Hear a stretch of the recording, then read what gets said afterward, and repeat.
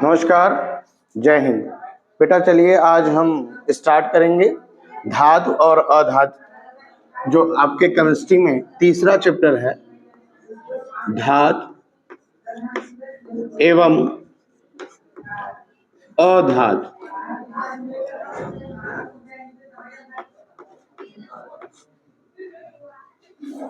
धातु एवं अधातु। धातु को अंग्रेजी में मेटल बोलते हैं। आप लोग जैसे क्लासरूम में रहते हैं वैसे रहिए, कोई दिक्कत नहीं है। और अच्छे से ये मत सोचिए वीडियो बन रहा है तो कोई दिक्कत है, कोई प्रॉब्लम नहीं है, ठीक है। धातु का मतलब है बेटा इंग्लिश में कहते हैं मेटल, और अधातु को कहते हैं नॉन मेटल, यानी मेटल एंड नॉन मेटल।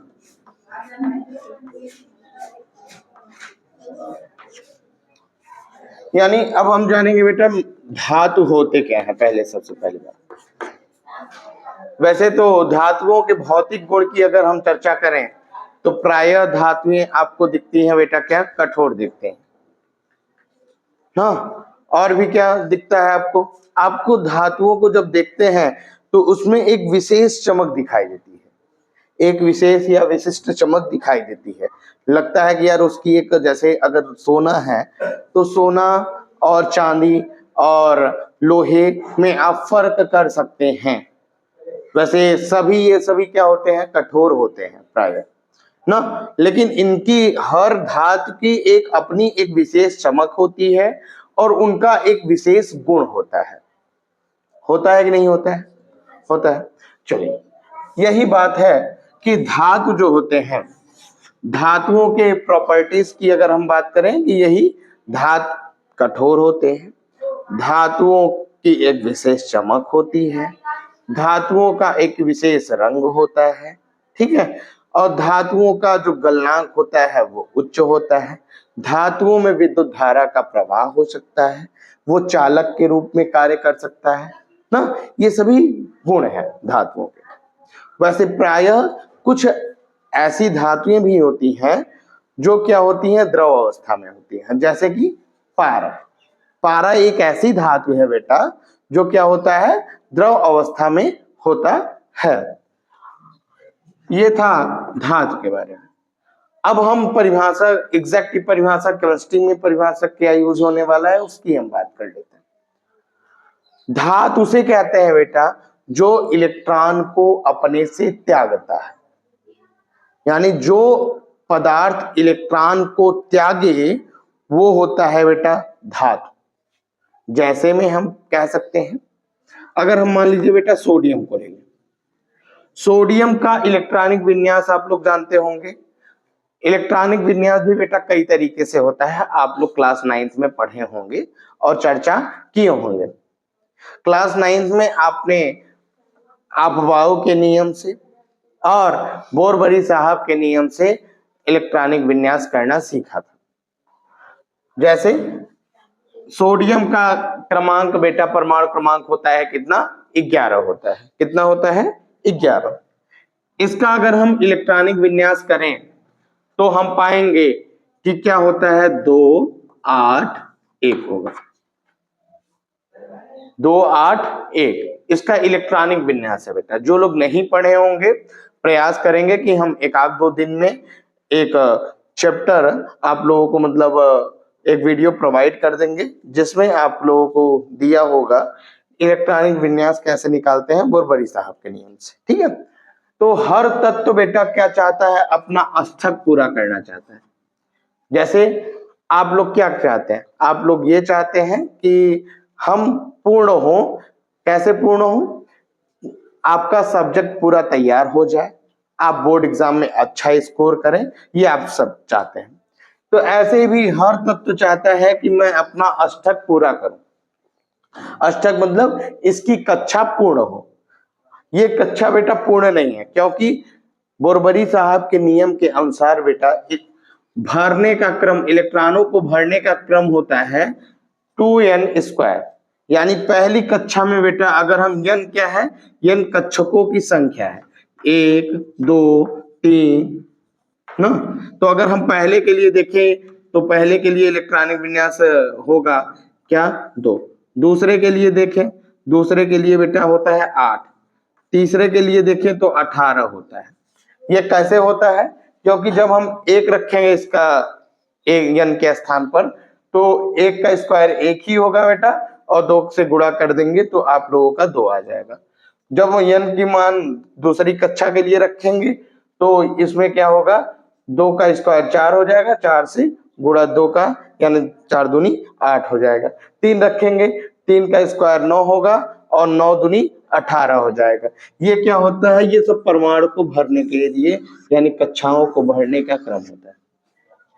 इसका अगर हम देखें चित्र सहित, सोडियम देखिए, पहली कक्षा में बेटा 2 इलेक्ट्रॉन भरा गया, 2 इलेक्ट्रॉन से अधिक इलेक्ट्रॉन नहीं जगह है, यानी पहली कक्षा में बेटा कितने अधिकतम इलेक्ट्रॉन भर सकते हैं बेटा, 2 से ज्यादा इलेक्ट्रॉन नहीं भर सकते हैं। दूसरे में बेटा, दूसरे में 8 से ज्यादा नहीं, तो 8, 1 2 3 4 5 6 7 8। ऐसा तो नहीं है कि वीडियो आप लोगों के साथ बन रहा है तो आप लोगों का पढ़ाई में डिस्टर्बेंस होगा, आपकी तैयारी चल रही है ना, उसके लिए परेशान मत होइए। अब देखिए तीसरी कक्षा में ना 18 इलेक्ट्रॉन होना चाहिए, तो बेटा अभी सोडियम क्या है, 11 है ना, 11 है सोडियम, तो 1 ही इलेक्ट्रॉन होगा। देखिए 2 8 1, इसका इलेक्ट्रॉनिक विन्यास हो गया। यदि ये 1 इलेक्ट्रॉन को त्याग दे, क्या कर दे, या तो ये क्या कर रहे, या तो ये कितना ग्रहण करना पड़ेगा इसको, तब 18 कब होगा बेटा, अष्टक कब पूरा होगा, जब ये 17 को लेगा। तो 17 को लेना आसान है कि 1 को त्यागना आसान है? तभी इसका अष्टक पूरा हो जाएगा, तभी इसका कक्षक पूरा होगा। कब? कि जब ये एक को या तो अपने से त्याग दे, या तो 17 ठो उधार ले ले। उधार तो लेगा नहीं, इसको अच्छा सही क्या रहेगा कि त्यागे। तो इसीलिए यानी सोडियम जब 1 इलेक्ट्रॉन को त्यागता है अपने से, तो ये बन जाता है सोडियम धन आयन। क्या बनता है? सोडियम धन आयन। इसलिए सोडियम पर बेटा 1 धन होता है। कोई परमाणु पर धन और ऋण क्यों लगा होता है? कारण यह है कि सिर्फ यही इलेक्ट्रॉनिक विन्यास के कारण। अब जिसपे दो धन लगा है, जिसपे 3 धन लगा है, तो कहने का मतलब है अगर 2 लगा है तो वो क्या कर रहा है बेटा, 2 इलेक्ट्रॉन अपने से त्याग रहा है। अगर 3 लगा है तो वो अपने से 3 इलेक्ट्रॉन त्यागेगा। 4 लगा है, 4 के बाद 5 कभी नहीं लगता। कारण क्या है? तब वो क्या करेगा बेटा, लेगा ना, तब उस पर ऋण चालू हो जाएगा ना। तो यही बात है, ठीक है। तो अब जैसे अगर हम बात करें मैग्नीशियम की बेटा, मैग्नीशियम 12 होता है, तो यहाँ 11 है, इसमें 2, तो 2 भी क्या कर सकते हैं, त्याग कर सकते हैं ना। तो त्याग करेंगे तो बेटा 2 इलेक्ट्रॉन अगर अपने से निकाल दिया तो कितना मैग्नीशियम पर कितना हो गया बेटा, Mg पर। बात समझ में आ रही है बेटा? अच्छे से बैठो और शांति से बात को समझते रहो, ठीक है। और ये मत सोचिए आप लोगों का नाम अगर ले लेंगे तो बेइज्जती हो जाएगी, कहां से कहां तक। चलिए ये हो गया सोडियम और मैग्नीशियम। अगर हम बेटा आयरन की बात करें, आयरन में बेटा 2 ठो बनता है, यानी एक Fe धन 2 बनता है, एक Fe 3 बनता है। कब 2 बनता है? जब वो फेरस एक होता है, एक फेरिक होता है। फेरस पर बेटा 2 धन होता है और फेरिक पर 3 धन होता है। यदि फेरस पर बेटा 3 इलेक्ट्रॉन हो ना, लास्ट कक्षा में 3 इलेक्ट्रॉन हो, देखिए Fe जब 2 इलेक्ट्रॉन को त्यागता है तो बेटा Fe धन 2 हो जाता है, ठीक है। अब जब ये 3 इलेक्ट्रॉन त्यागता है तो Fe धन 3 हो जाता है। Fe धन तो 2 को कहते हैं बेटा फेरस, और Fe 3 धन को कहते हैं फेरिक, ठीक है। ये था बेटा धातुओं के बारे में, ठीक है।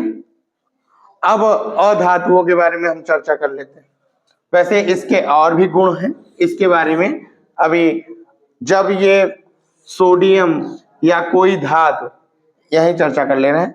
धातुओं के रासायनिक गुण, धातुओं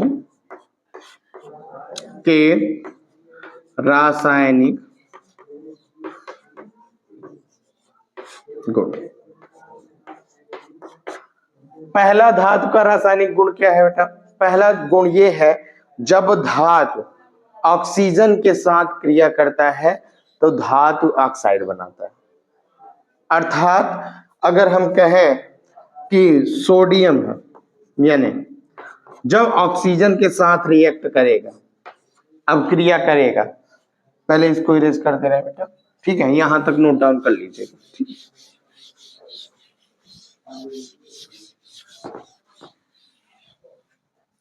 जब सोडियम ऑक्सीजन गैस के साथ क्रिया करता है तो सोडियम ऑक्साइड बन जाता है, सोडियम हाइड्रोक्साइड ना। क्या बनेगा बेटा? सोडियम ऑक्साइड बनेगा, धातु ऑक्साइड बनता है ना। अब देखिए, यानी NaO बन जाएगा। तो बेटा यहां पर देखिए, यहां सोडियम 1 है, यहां भी सोडियम 1 है, यहां ऑक्सीजन 2 है, यहां ऑक्सीजन 1 है, तो यहां 2 से गुणा करेंगे तो इसको 2 से गुणा करना पड़ेगा, तो बैलेंस हो जाएगा। अब हम मैग्नीशियम की चर्चा कर लेते हैं।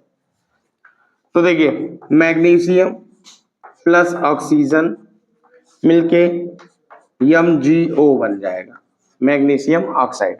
यहाँ पर देखिए 2 है, यहाँ 1 ही है, यहाँ 2 से गुणा, यहाँ से भी 2 से गुणा करना पड़ेगा। ये था पहला गुण। धातुओं के रासायनिक गुण में पहला गुण था क्या? जब धातु ऑक्सीजन के साथ क्रिया करता है तो धातु ऑक्साइड बनाता है। यानी अगर सोडियम अब क्रिया किया ऑक्सीजन के साथ तो सोडियम ऑक्साइड बनाएगा, मैग्नीशियम अगर क्रिया किया ऑक्सीजन के साथ तो मैग्नीशियम ऑक्साइड बनाएगा, अगर एल्यूमिनियम अब क्रिया किया तो एल्यूमिनियम ऑक्साइड बनाएगा ना। यदि आयरन इसके साथ अब क्रिया किया तो आयरन ऑक्साइड बनाएगा। तो बेटा पीरियोडिक टेबल में देखेंगे तो सारा ज्यादा से ज्यादा आप लोगों को धातु भरे पड़े हैं। धातुओं की संख्या पीरियोडिक टेबल में आवर्त सारणी में बहुत ज्यादा है। तो किसी दिन चर्चा करेंगे कि कितने पीरियोडिक टेबल में कितने धातु हैं, कितने अधातु हैं, कितने उपधातु हैं, इन सब चीजों के बारे में, ठीक है। तो ये था धातुओं के रासायनिक गुण में पहला क्या, पहला हेडिंग बना के लिखेंगे क्या कि जब या ऐसे धातु का ऑक्सीजन के साथ क्रिया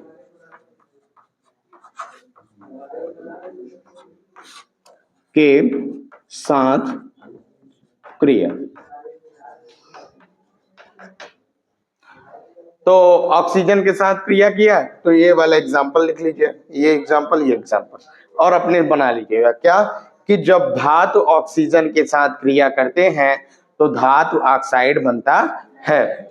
आपके देखिए जब आप रिवीजन करने लगेंगे, बोर्ड एग्जाम आ जाएगा तो आपको फायदा यही देगा कि आपको कोई टॉपिक देखना है, वीडियो देखना है, तो कम से कम जब वीडियो साथ में बना रहेगा तो आप तुरंत सर्च करेंगे यूट्यूब पर CBS स्टडी पॉइंट, तो ऑलरेडी आपके टीचर प्रेजेंट हो जाएंगे, चाहे 12 बजे रात, चाहे जब, ठीक है, चाहे हर्ष के जैसा 9 बजे रात।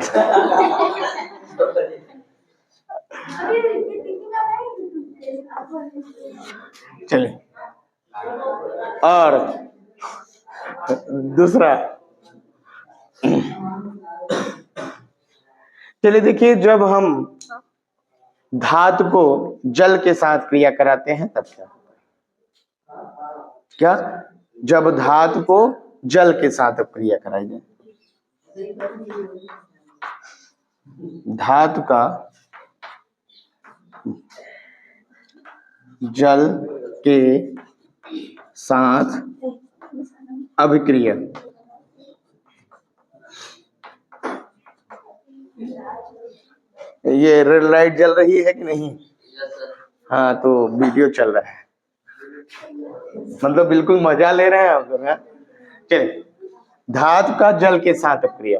तो देखिए बेटा, जैसे धातु में हम ले सोडियम को ना, तो सोडियम को अगर हम लेंगे सोडियम प्लस H2O, तो धातु का जब जल के साथ अपक्रिया कराई जाती है बेटा, तो क्या बनता है? धातु हाइड्रोक्साइड बनता है। क्या बनता है? धातु हाइड्रोक्साइड बनता है।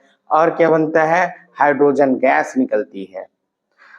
और ये जानते हैं कि नहीं, जो सोडियम है वो बहुत ज्यादा रिएक्टिव होता है, यानी बहुत ज्यादा अपक्रियात्मक में होता है। जब इसको जल के साथ अपक्रिया कराई जाती है ना, तो ब्लास्ट कर जाता है।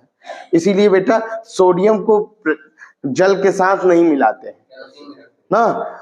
हाँ, इसीलिए, क्योंकि ये बहुत ज्यादा रिएक्टिव होता है, और अगर ये ऑक्सीजन के साथ भी क्रिया करे तब भी इसका रिएक्शन बहुत खतरनाक होता है। तो इसीलिए इसको स्वतंत्र रूप से नहीं रखा जाता है। ठीक है। और जब कभी भी अगर आपको मिलता है सोडियम, तो सोडियम को बेटा पानी के साथ अगर मिलाएंगे तो ब्लास्ट करने की संभावना रहती है, आग लगने की संभावना रहती है। ठीक है। तो यहाँ पर इसका रिएक्शन देखेंगे, सोडियम को जब हम पानी के साथ मिलाते हैं, रिएक्ट कराते हैं, तो बेटा क्या बनता है?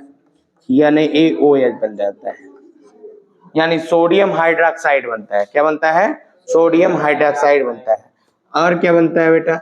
और बनता है हाइड्रोजन गैस। और हाइड्रोजन गैस के साथ निकलती है बेटा उष्मा। क्या निकलती है? उष्मा। यानी जब रिएक्शन को बेटा मौजुबानी जब तक नहीं होगा, जब पढ़ाते जा रहे हैं, कहते जा रहे हैं, तो आप लोग भी केवल ऐसे टुकुर टुकुर वीडियो को देखिए नहीं, आप लोग भी ऐसे बैठ के बैठे मत रहिए, कुछ ना कुछ बोलते रहिए, मन में समझते रहिए। ये नहीं कि बतियाते रहे, तो बतियाते नहीं, पहले आप लोग पढ़ाई पर ध्यान दीजिए अपने। और ठीक है, तो फिर से समझ लीजिए, रिएक्शन को याद भी रखिए, ये एग्जाम में आप लोगों के आएगा और आप इसको नोट डाउन कीजिएगा। ठीक है। तो जब सोडियम को जल के साथ अपक्रिया कराई जाती है, तो सोडियम हाइड्रोक्साइड बनता है और हाइड्रोजन गैस निकलती है, और इसके साथ उष्मा का निर्माण होता है। ठीक है, ये सारी बातें। और भी उदाहरण देख लेते हैं। देखिए, एल्युमिनियम का देख लेते हैं। जब एल्युमिनियम का इसके साथ अपक्रिया कराई जाती है जल के साथ, तो क्या बन जाता है बेटा? एल्युमिनियम ऑक्साइड बन जाता है, AlO3 बन जाता है। क्या बन जाता है? AlO3 plus H2। तो बेटा AlO3 ना होके ये बेटा Al2O3 हो जाएगा, क्योंकि आप लोग जानते हैं एल्यूमिनियम को बेटा होता है 3 धन, ऑक्सीजन का 2, तो 2 इसके साथ, इसके साथ हो गया, तो ये बेटा Al2O3 हो जाता है। ठीक है। तो Al2O3 प्लस H2 ना, ये था इसके साथ अपक्रिया।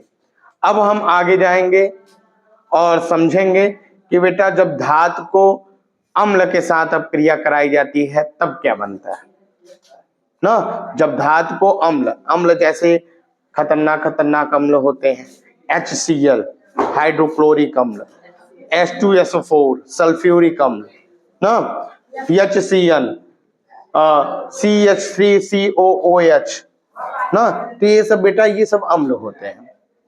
इसमें भी अम्लों में भी कई ढेर सारे प्रकार होते हैं, जैसे प्रबल अम्ल, दुर्बल अम्ल ना, प्रबल क्षारक, दुर्बल क्षारक, इन सब चीजों के बारे में भी हम सारी चीजें डिटेल में जानने का प्रयास करेंगे। ठीक है। तो चलिए अब हम लिखवाते हैं बेटा, हेडिंग डालिए,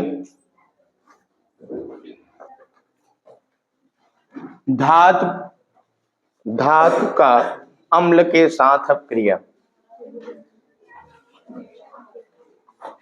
धातु का अम्ल के साथ अपक्रिया। धातु का अम्ल के साथ अपक्रिया।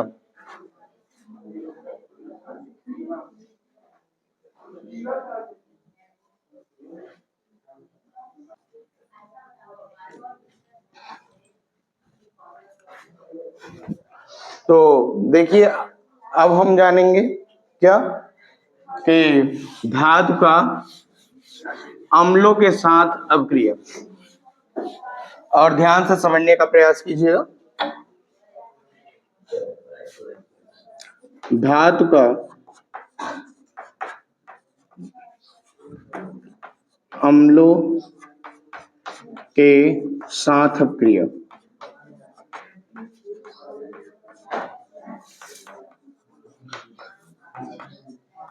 तो बेटा ध्यान से समझने का प्रयास कीजिए।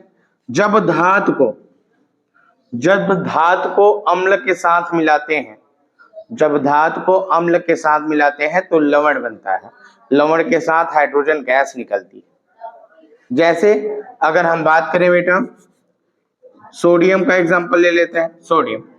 सोडियम का HCl के साथ अगर अपक्रिया कराया गया तो बेटा क्या बनेगा, NaCl, नमक बन जाएगा। और क्या बनेगा बेटा, हाइड्रोजन गैस निकलेगी। ध्यान से समझिए फिर से, यानी जब धातु अम्ल के साथ अपक्रिया किया, Cl बेटा तनु अम्ल होता है ना, और इसके साथ जब अपक्रिया हुआ तो NaCl बना। NaCl किसका सूत्र है बेटा, नमक का, यानी लवण बना। लवण के साथ क्या बना बेटा, हाइड्रोजन गैस। समझ में आ रहा है बात। अब इसको अपक्रिया को बैलेंस करना सीखते हैं। देखिए सोडियम एक को है, सोडियम एक को है, बराबर है। Cl एक को है, Cl एक को बराबर। लेकिन H2 जो है, यहाँ H एक है, यहाँ H2 है, तो यानी 2 है, तो 2 से गुणा करना पड़ेगा। तो 2 H तो ये बराबर हो गया, लेकिन Cl अब 2 हो गया, तो 2 से यहाँ तो गुणा कर नहीं सकते हैं, तो सामने करेंगे। तो 2 से Na के साथ भी करना पड़ेगा। उदाहरण लिख लीजिए, नोट डाउन करिए उदाहरण, और समझने का प्रयास कीजिए। ज्यादा से ज्यादा चीजें आप लोगों को डिटेल में बताई जा रही है। हाँ नहीं बेटा, ये कहने का अर्थ है कि हाइड्रोजन गैस निकला, हो गया, बस इतना जानते रहो।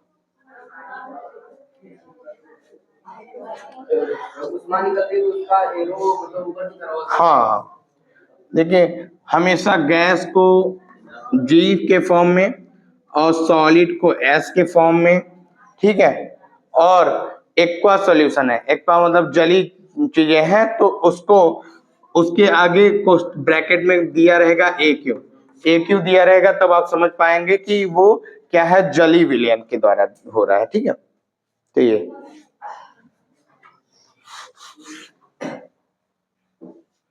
देखिए, ये बेटा AQ होगा, AQ, और ये S होगा, यस।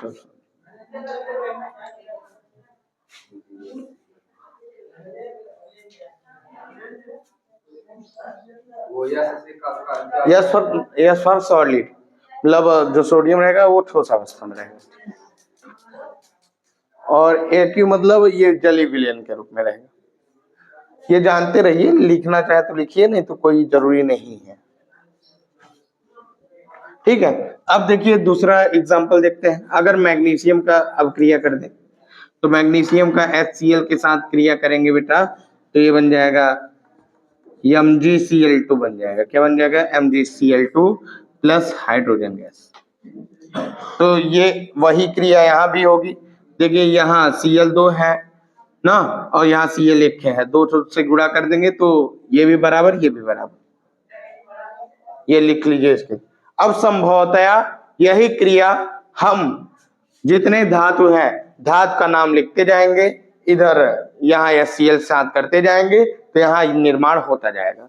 ठीक है, जैसे अभी हम आयरन के साथ कर लें, Fe प्लस HCl ना, FeCl2 प्लस H2, यहाँ भी यही क्रिया हो रही।